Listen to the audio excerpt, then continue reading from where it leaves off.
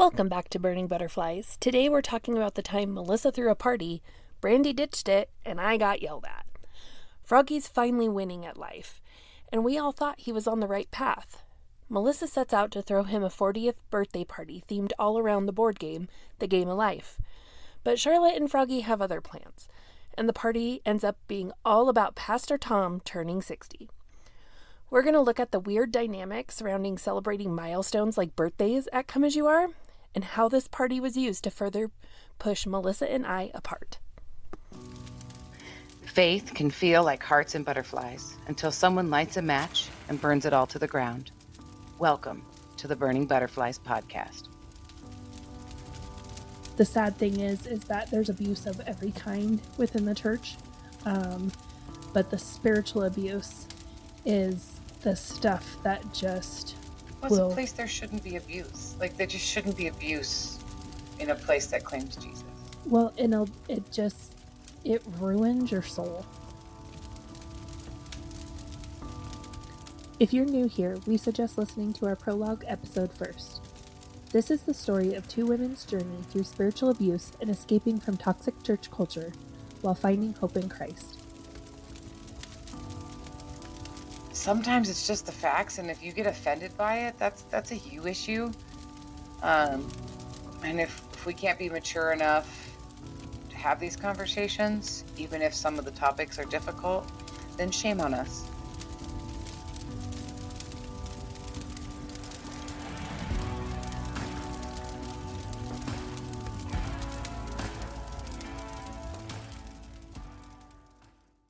All right, well, Okay.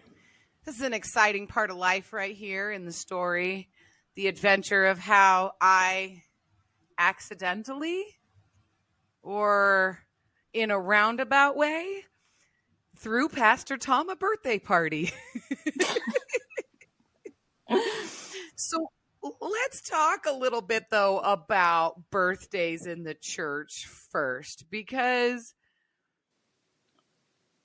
Come As You Are has a very strict policy on, like, we don't celebrate people. We don't lift people up.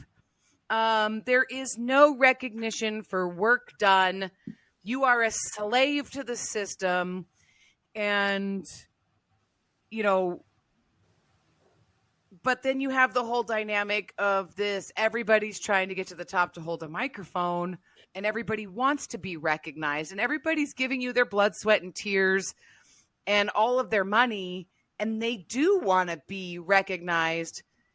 And so, what a crazy paradox of natural human desire, and a system that refuses to celebrate people. But you can't avoid it all the time. So sometimes people are celebrated, and those few drops of celebration, everybody is scavenging for. And I would think, I don't know, do you ladies think that's a fair assessment of kind of the dichotomy of celebrating people at Come As You Are? I think so. I think it's a natural human desire to want to celebrate others and to celebrate milestones. It's a natural thing. You see it across any culture, any religion. There's celebrations of people and of accomplishments. And when you live in this system where it's not about you, it's about Jesus. If you want to make it about you, you're selfish. We don't lift others up. We only lift up God. And so if someone did something good, it's only because God directed them to do something good. When you have these moments, it almost is filling that need that's deep within you to celebrate, and you don't know what to do with it. So it seems like if you really think about any time we celebrated something like that, at Come As You Are, it was over the top. And you know what, Lo? It leaves you with, you just said something that I'm how?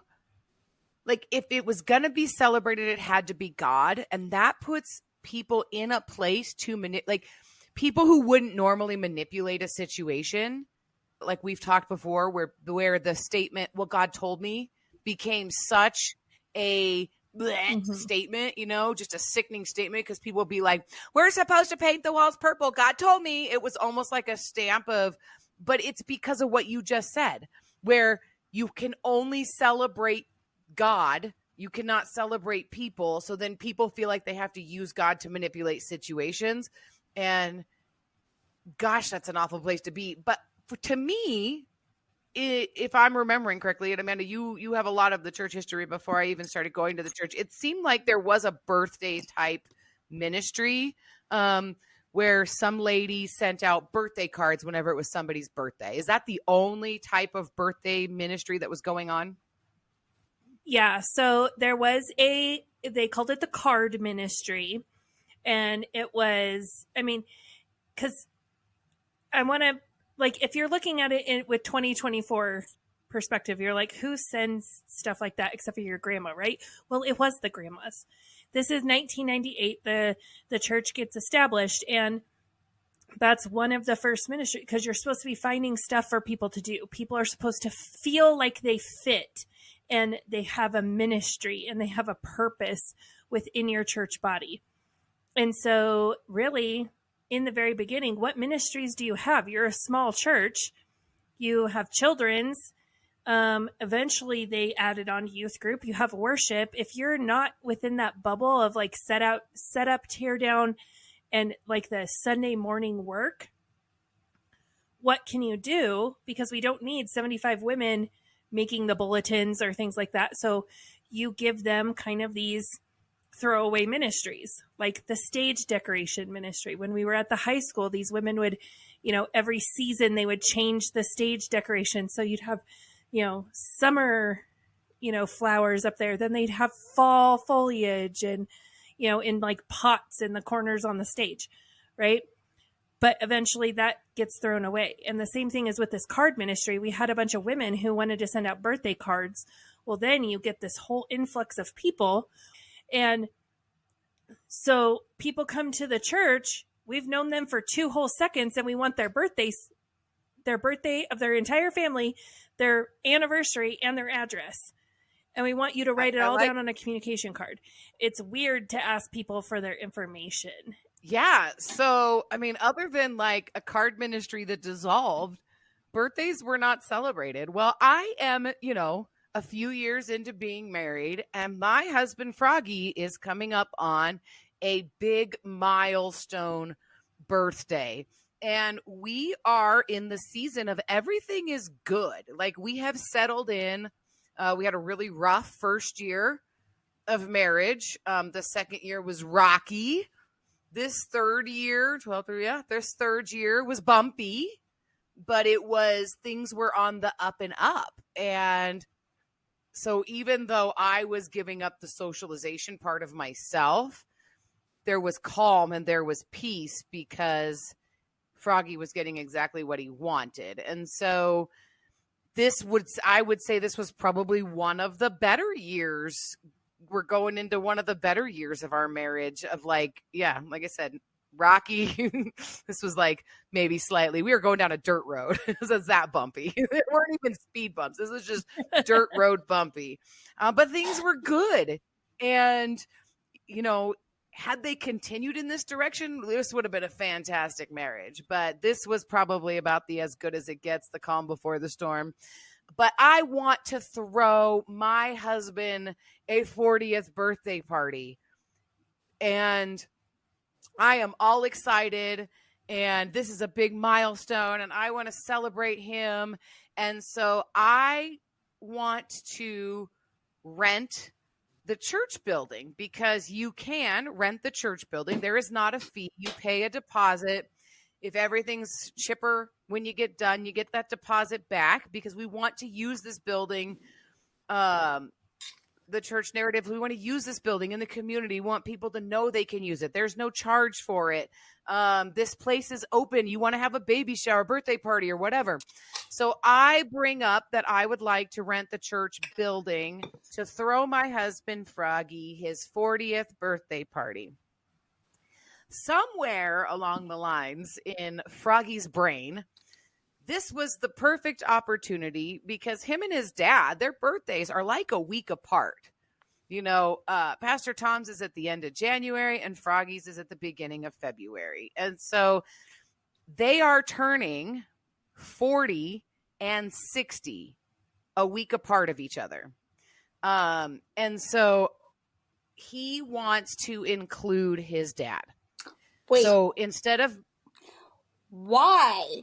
He's turning 40 and he wants to have a joint. That's just kind of weird to me. Why? Yeah. So he wants to have, because his dad is hitting a milestone birthday too. And so as excited as I am to celebrate my husband's milestone birthday, he wants to celebrate his dad's milestone birthday. And I think this is a really good point to kind of bring up, that Froggy doesn't do anything on his own. Like, I hope I can do this like dynamic. This is a picture and an idea that you have to have in your head to understand the motivation behind everything that Froggy does. Number one, the motivation is to please daddy. Like, I want daddy to say you did right. I want daddy to say he's proud of me. And no matter what I do, I'm never good enough. And daddy makes sure I know that I'm never good enough. So you have that dynamic going on. But you also have Froggy is very capable and competent to do a lot of things. And so when he needs to tell you how great he is, he'll tell you all the things that he's done. Like, for example, we've talked before that he was working with a mason during the time that the church building was getting built. And Froggy literally put up a lot of the bricks on the building. He was helping out these guys who were electricians and working side by side with them and helping them with the electrical stuff, right? So to me, I'm the type of person that anything I've done in my life that I've had experience, like if I spent a year doing all the things that it took to build this church building and you asked me, Melissa, do you know how to make a brick wall? I'd be like, heck yeah, I do. Because I spent a year putting bricks on a building. I know how to install that plug. I know how to lay tile. I know how to put up drywall. Why? Because I've done it, right? But for Froggy, he doesn't know how to do anything. So if I asked him, like, do you know how to install drywall? He'd be like, oh, I don't know how to do that. But then he would go help every guy who installed drywall at the church and be their helper anytime they needed it. And so I don't understand it, but that was his dynamic. And so to me, I feel like this was his opportunity to do something to make daddy proud. He was going to throw his dad a birthday party because I was throwing his. So he was going to live on the coattails of my birthday party. Right. I was going to plan a birthday party. I was going to pay for a birthday party initially. And I'm planning it. I'm putting it together. I'm doing all of the work. It's me, but he'll take credit for it as his party to his dad. So I think that's why. That was a long explanation, but I think that's why. No, but that makes sense. It's all for approval from daddy. And he has very low self-esteem because he's constantly told he's not good enough. Yeah. So by me saying, hey, babe, I'm going to throw your birthday party. I'm going to rent the church, and this is what we're going to do. And he goes, oh, let's make it a 40-60 party for me and my dad. So then, so this gets brought to Tom and Charlotte, right? I mean, this becomes a family conversation at a Sunday dinner. Like, we're going to do this birthday party. And somehow that means that Charlotte and I are now throwing a birthday party for Tom and Froggy with Tom's credit card. With the church. So I did all the planning and I did all the work and I did purchase some things for this party and it went off like a hitch and it was exactly what I wanted. But to be honest with you, 90% of it was then paid for by Tom. So Froggy's big attempt to do this great thing and impress his dad and throw him a birthday party ended up being something that Tom paid for himself. Right. And that's also to keep the power dynamic, though. Right. So, I mean, how messed up is that? I mean, really stop and think about that for a second. Like, you want to do something nice for your dad, and your dad can't even let you do it. He has to step in and pay for it. And you especially know, and your in mom, the teaching of this church, where he stands on stage and says you must provide for your family every week, but yet he doesn't allow that to happen with his son. No, not at all. And he will then bill it. I mean, I'm going to just say something off the top of my head, not necessarily that I know that I have facts about this, but it would get most likely billed as we really couldn't do it, and he had to step in and save the day for us. 100%. But I wasn't going to throw a birthday party that I couldn't pay. Like, I had every intention of paying for and putting together a birthday party. And I do understand, like, there is some dynamic of my financial situation with my husband that kind of plays into this, where I understand that maybe Tom and Charlotte thought we didn't have any money, which is entirely true. But coming out of the toxic situations that I had been in before I married Froggy, never went without money. I was never, ever going to be left in a situation where I couldn't escape if I needed to. And so I would go through seasons of having money. I mean, I would dwindle that down, of course, as I needed. Like, things would come up. But something that Froggy would always say is, like, how do you always have money? Like, we don't have any money, but yet we need something, and you, like, magically make it appear. And then if I didn't have the money, he would get it from mommy and daddy. Right.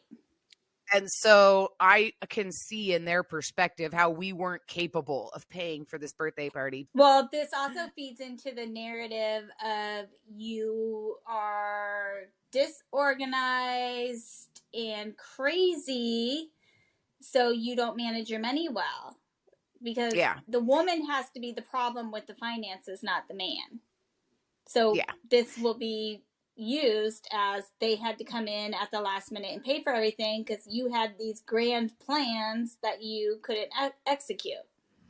Right. When the truth of the matter, and I'm glad you said that, because the truth of the matter is the birthday party that I set out to put on became 3 times bigger than it was going to be because I was throwing Froggy a birthday party. Right. And when when you think about it, like, Froggy didn't have a lot of friends. And I've been so isolated. I'm not going to mom's groups and things. I'm not really that involved. I'm involved. Like, I sing on stage so everybody knows who I am, but it doesn't mean that I'm involved with all these people. So yes, the party I planned for was probably not as extravagant as the one that we ended up having. You know, I will say that. But had I been left to my own resources, we would have had a nice party and I would have paid for the whole thing. So now I'm throwing my husband a birthday party. But now in reality, Charlotte and I are throwing our husbands a 40-60 party. Like my wedding, there are some things that I am alleviated of in the kindest way possible. Like, well, let's take some stuff off of your plate. And so now that it's Pastor Tom's birthday, number one, we have to invite everybody, the whole church, which, you know what, I am absolutely 100% on board with. And I agree with, because I learned from the mistake of my wedding where I should have just invited everybody because people's feelings got hurt. I am in no way, shape, or form ever going to do that again. So I am like, nope, everybody's invited. And this party slowly becomes more and more about Pastor Tom than about Froggy. Well, and I remember it being like, it's Pastor Tom's birthday. To me, it was like the other way around. Like, it was going to be Pastor Tom's birthday, but let's celebrate both of them because they both are having these big birthdays. Wow. Yeah, that was my perspective. And now that Amanda said that, that's what I remember hearing, and that's why I didn't attend, because I was like, oh, we're new, it's weird. Because it was Pastor. See, it's sad. It's sad that I wanted to throw Froggy a birthday party. Froggy wanted to include his dad, and then it ends up being all about his dad. Like, the guy can't get a break, you know? Like, that makes me sad for him. Like, that hurts my heart. Like, as a child, to think that, you know, here the dynamic of children to just constantly love their parents, regardless of what their parents do. And this is why child abuse is such a common occurrence in this world, and why it's so easy like to happen, is just because children forgive and forgive and forgive, and they always want that love and attention from their parents. And then when you get into situations where the parent is not able to reciprocate that because they're so into themselves, gosh, that sucks. You know, that sucks. It sucks for anybody, regardless of what you do and how much you've hurt people. Like that that kind of wound, it just sucks. But it explains why he does what he does, and in the future, why things will happen the way they happen. Yeah. Oh, yeah. Absolutely. And so there's a few things that Charlotte becomes in charge of.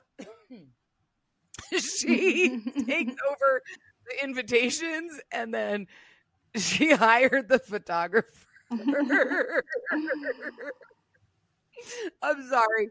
If you haven't listened to the episode about my wedding, you need to go back and listen to that episode, because Charlotte also hired the photographer for my wedding, and I just can't right now. This is Amanda is the photographer, part 2. Electric Boogaloo. Like, this is 100% a because it was great the first time. Let's do it again. And I was stupid enough to say yes a second time. Charlotte approached me that she was throwing Tom and Froggy a birthday party. And so they wanted to do a photo booth. She explains that it's all themed around the game of life. And I'm like, okay. I went and bought stuff, and I created a backdrop. So it looked like the front of the board game cover. Like I cut out big letters, so it looked like it said the front of the it had game the of same life colors board. As the board game. Yeah. And so the Tom and Froggy's last name, it was like the last name Game of Life. And so then I had props I went and bought. So, the little like glasses and mustaches and all of that kind of stuff that you do like in like a photo prop booth. I had all of that, had it all set up. And I stood there with my camera on a tripod, and people would come into the photo booth and I'd snap a picture. And then she was like, and then, however you want to get it to everyone, like you do whatever. And so I remember being very clear. This is what I would charge you for something like this. This is how much this is going to cost. Oh, yes. No problem. And I just want to say that I was told that you volunteered to do that. And I just want to like tell the story of like you put together this envelope, and you had all the pictures, and you had like the paper that gave me the rights to the photos, where you were like, you can use these however and whatever. And you and I did not talk at all. Charlotte was always the median in between us. And when I picked up those pictures from you, I'm a dumbass. I just want everybody to know, like, I will completely come out and say that I'm a dumbass, because I'm all like, yay, Amanda's got the pictures. I'm going to go pick them up. I'm in my own little, like, happy little bubble world, la, la, la, la, la. And you were like, here. Like, you were upset about it because, like, you're thinking you're going to get paid, and I'm not paying you, and she's not paying you.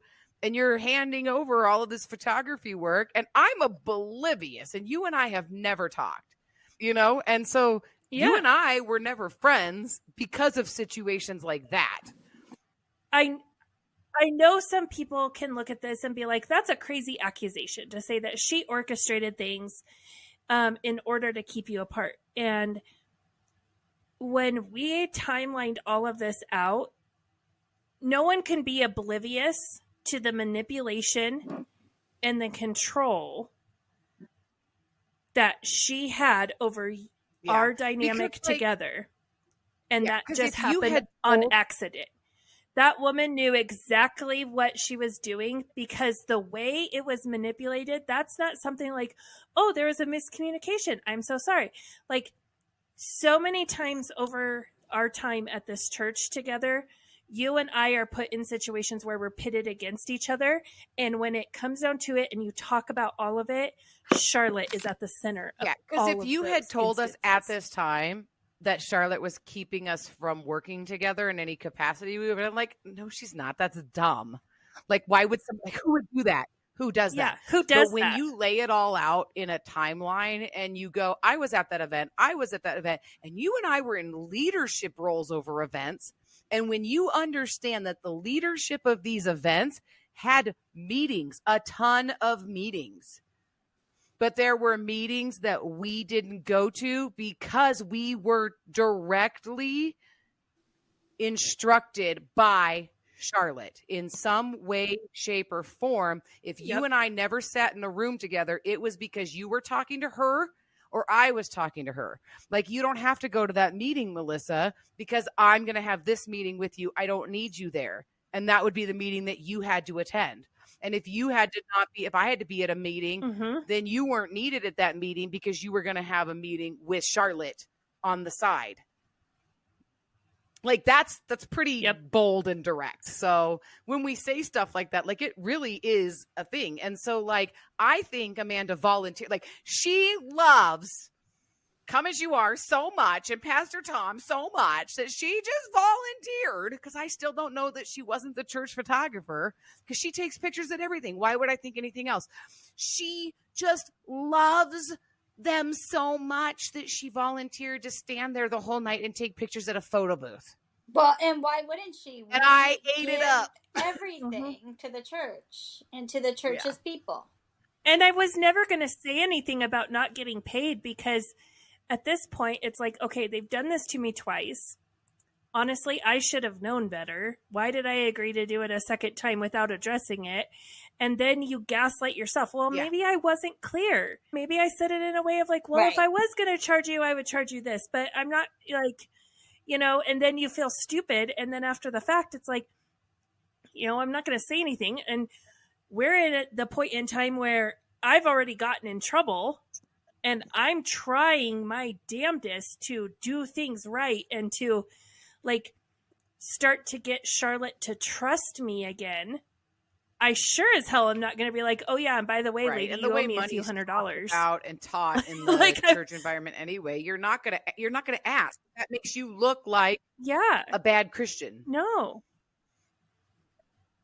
Yeah, because all of these verses are spouted constantly. If someone tries to steal your shirt, give them your coat. And I mean, honestly, like, anybody listening to this, if you have bumped into Christian culture in any way, shape, or form, because I know it's not just us, but so many times people think that just because you're a Christian that you have to work for free. And that is out in the world too, not just in churches where people are like, but you're a Christian, you should give me a discount. But you're a Christian, shouldn't this be free? What is... Just because Jesus is free doesn't mean my business service is free. Right. Right. But I bought into this so much, and I used Amanda as an example and was like, well, Amanda does this for free. You should be doing this for free. And only one time did someone stand up to me and say, well, I'm doing this because my family needs an income. Yeah. And it was so foreign to me because I was so used to... And we judged the hell out of that lady too. Oh, we were so snotty at her. Well, because we're superior in being poor and not having anything. It's that whole mentality. Yeah. And then the other thing that Charlotte was in charge of was the invitations. And so I honestly, as much as I can say everybody in the church was invited, I really don't know that they were because I didn't send out the invitations. But in my opinion and what I was doing, everybody was invited. I mean, I might have made I don't know if there was a slide or not. I don't know. There wasn't. So I have watched Charlotte do this with multiple things, with baby showers, Pamper Chef, all of those things. So I have watched her stand in the lobby with her little invitations for different things and pass them out. And you watch her scan the lobby and pinpoint people. And then if someone else happens to be standing there or someone walks up, to keep it from being awkward, then that person is offered one as well. And so then it's all manipulative. Well, if I invite this person, I know they're going to tell this person, this person, this person. So Brandi, honestly, that's probably the only reason you got an invite, was because I got invited because I was the photographer. And then I get given an invitation as like, oh, well, like you can bring your family too if you want, is what Charlotte told me. And then the lead of children's ministry got invited because she's working in the office during this time.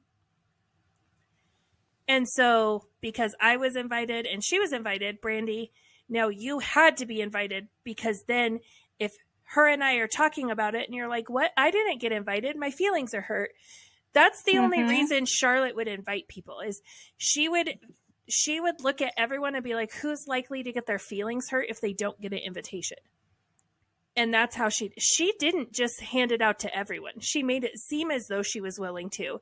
And she set a stack of extra ones like on like the little like information table in the lobby, because just in case she missed someone and they got their feelings hurt, she could be like, oh, I'm so sorry I missed you. They were on the table. I didn't mean, like, they were just for everyone to take.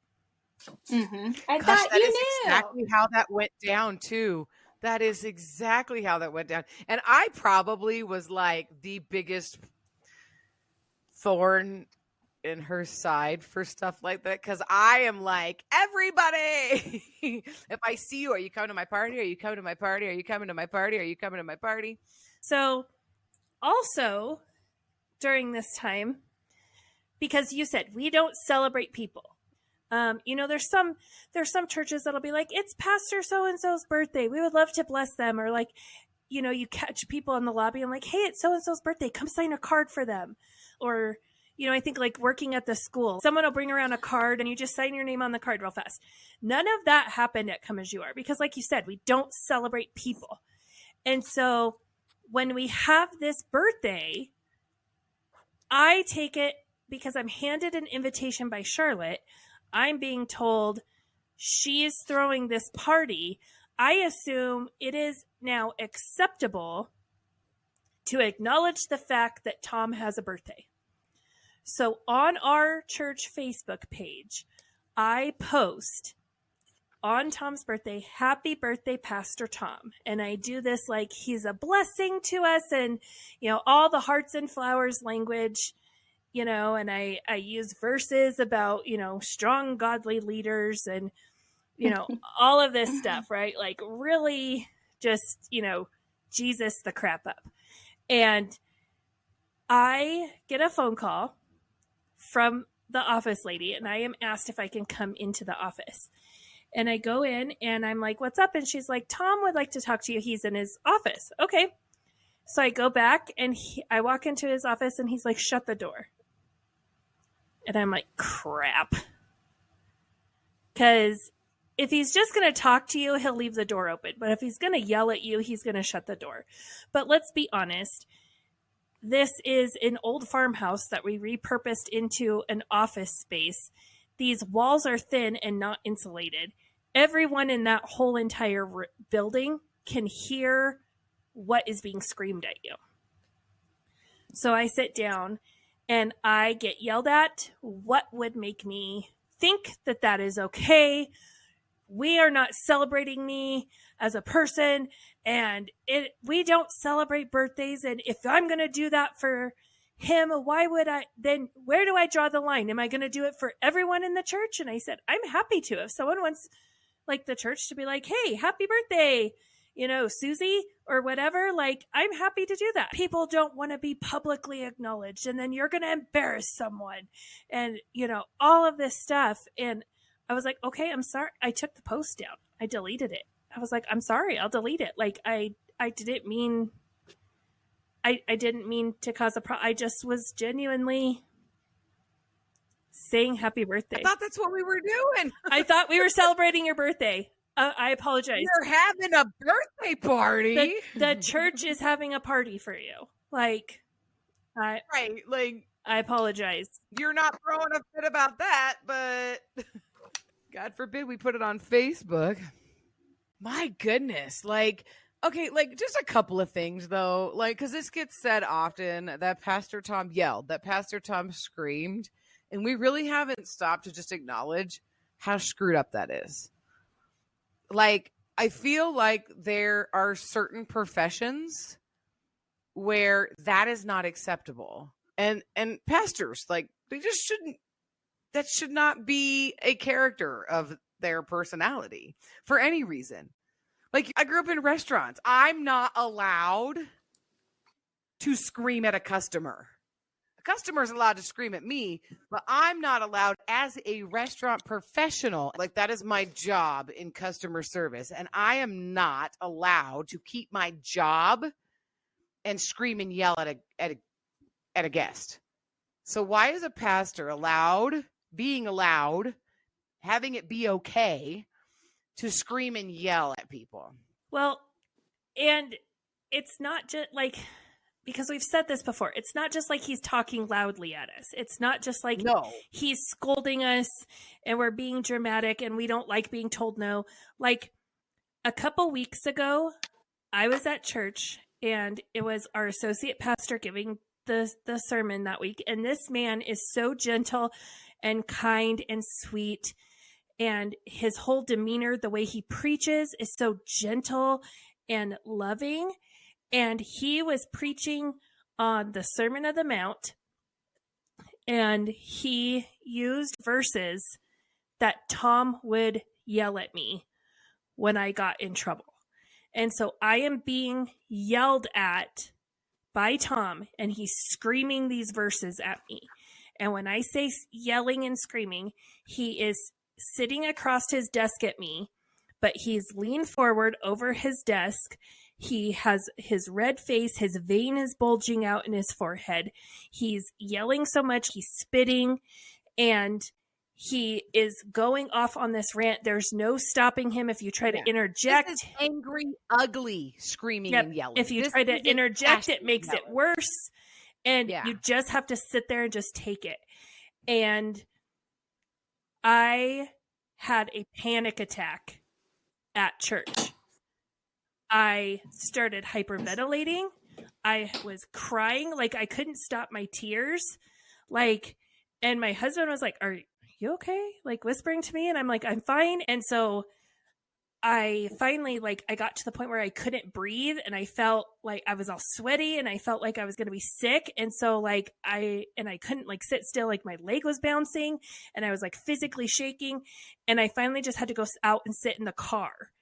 And it wasn't anything other than it was the verses that Tom used to scream at me. And I was like, well, crap. I guess I have something to talk to my therapist about this week.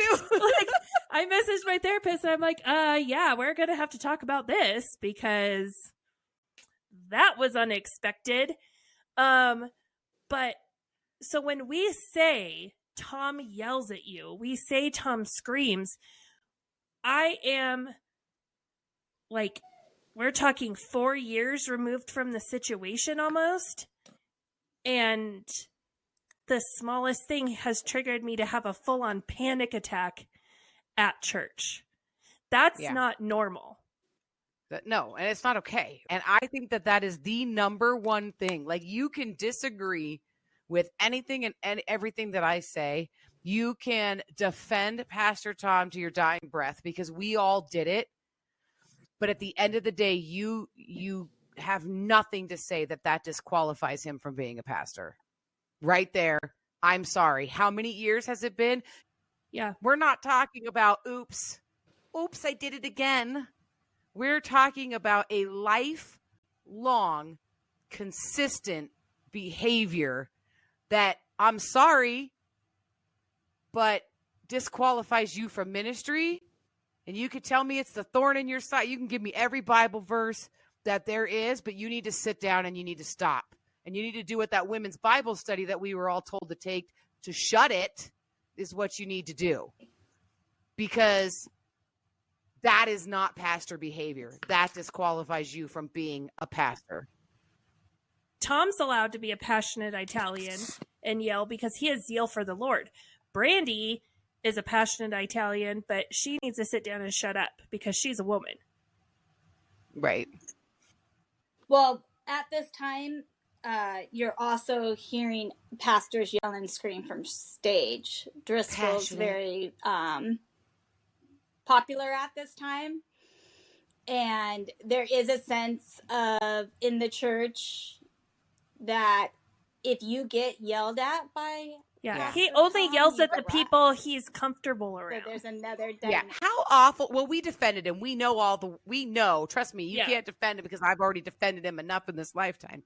But how absolutely insane is it that as a Christian culture, a church culture, that, because I've said it before in other circles, not necessarily on this podcast, but there are certain qualities of leadership that we have decided are what we want to front this season of our Christian culture.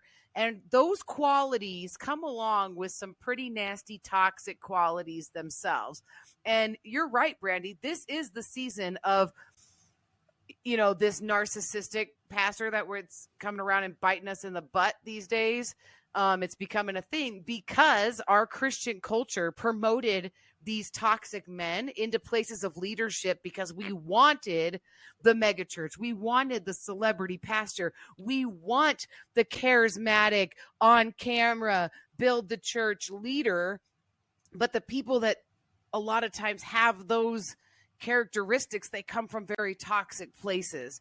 And so you're right. It is definitely like the way that things are going in the church culture, but how horrible of it is it that we built it just to be bitten in the butt by it. Well, and the men's Bible studies change at this time to aggressive men, warrior men, and, tied into the cage fighting type of stuff and bodybuilding and all these type of aggressive activities.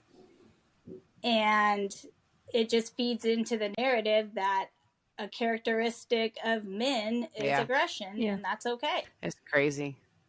And I'm aggressive, and it is not okay at this time for me. It never is. Double standard. Oh, my goodness. But anyway, so let me tell you about this party, okay? Because this party was flippin' amazing, okay? Like, when I throw a party, I throw an amazing party. And so this party was all based on the game of life, like Amanda said. And when you walked into the church, the first table that you came to before you went into the gym was divided in half. So I don't know if you ever played the game of life. When you first start out, you either have to choose if you're going to have a career or if you're going to get a job, right? That's part of the game. And so on one side of the table, I put little mini 100-gram candy bars. And on the other side of the table, you got a little like graduation cap and a necklace that had like some kind of trinket attached to it that represented a job. So all the jobs in the game of life, like you could be a doctor, a lawyer, an athlete, or whatever, right? So all of the different pieces of this game of life like were represented throughout this whole party. So you walked in and you had to pick which door you were going to go in. You either got the money or you got the job, and you went to college and you got a job. And then all the tables were decorated as a different like piece on the place on the board. So when you go through the game of life and you like land on a spot, like pay your taxes or things like that, whatever they were, each table was set up as a different spot on the board. And then the dinner table, we did a buffet dinner, and it was set up and it was decorated like a really fancy table at a wedding, and it had all wedding decor. It was black and white. The little boxes on there was like, it would look like I was putting on a wedding in that room. That's how that room was decorated. And then the dessert table was the baby shower, because in the game of life, it's the game with the little pink and blue dots that you put in the back of your car.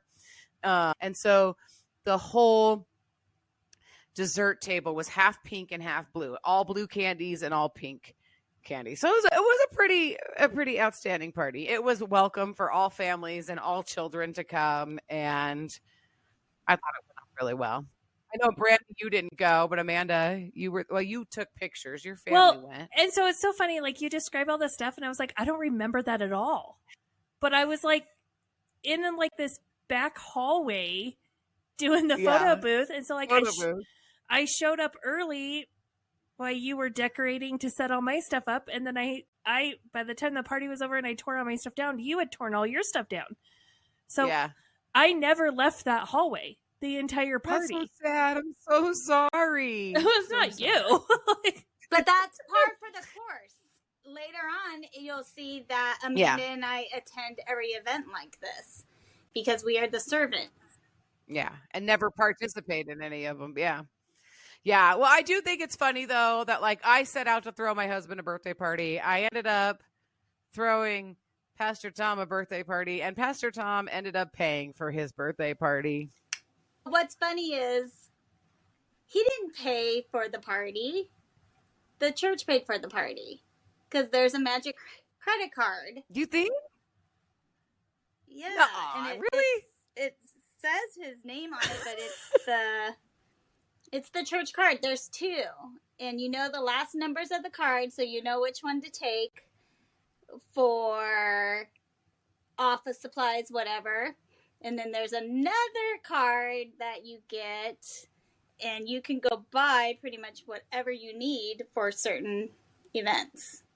So I am sure that is the card that was used, because down the road I will have that card.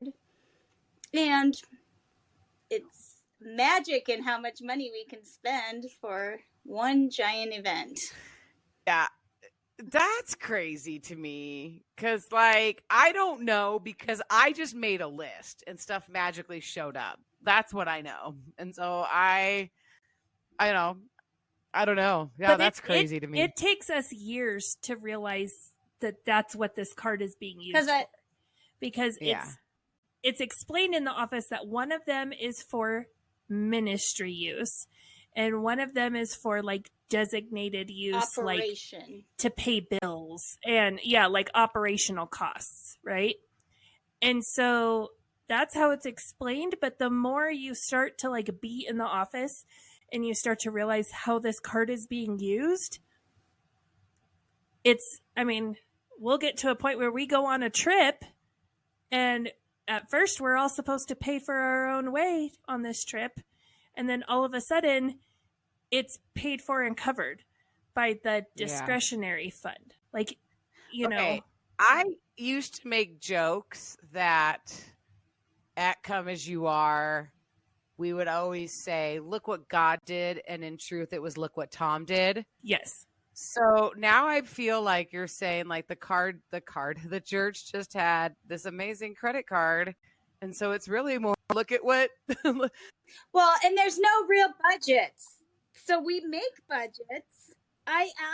We've talked about that before, though, too, about how, like, it was so weird how the budget would work. But you know what? I have and I just talked about the fact that I would never leave myself without, like, a discretionary fund in a sense, because I never wanted to be trapped. But that's kind of how my discretionary fund would work. Like, it would sit there until something came up that was deemed necessary.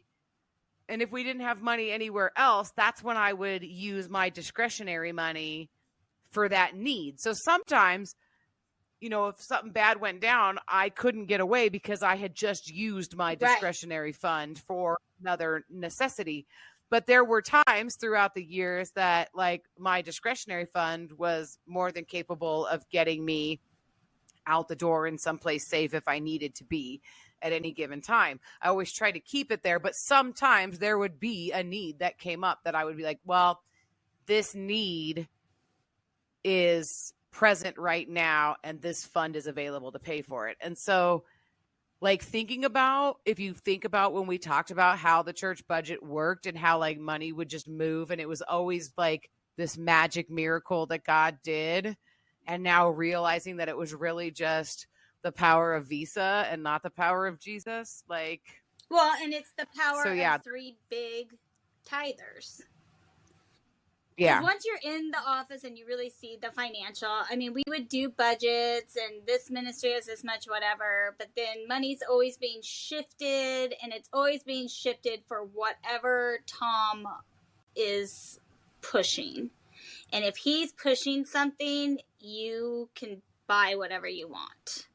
But if he's not all on board for what you're doing, then you get the, well, don't you have faith in God? You should put your money out there. If God's telling you to do this, use your money. And it's not said that direct. It'll usually be said, build a team. Build a team so you can do this. But as we know, the further we go along, it's impossible to build teams because you've exhausted everyone. And the people aren't really coming into the church. You're not really growing.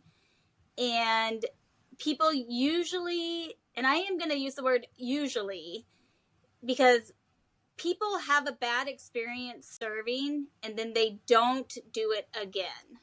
And if they do, they make sure their boundaries are up. You only get the people willing to continually do this who drink gallons of Kool-Aid. And that's why we continue to pay for things and serve and do these things. Yeah. But that's a very select group of people, and very few people do it. I mean, I knew things weren't on the up and up, and it was always weird, but I justified it. But once I mean, at the end, I spent a lot of money.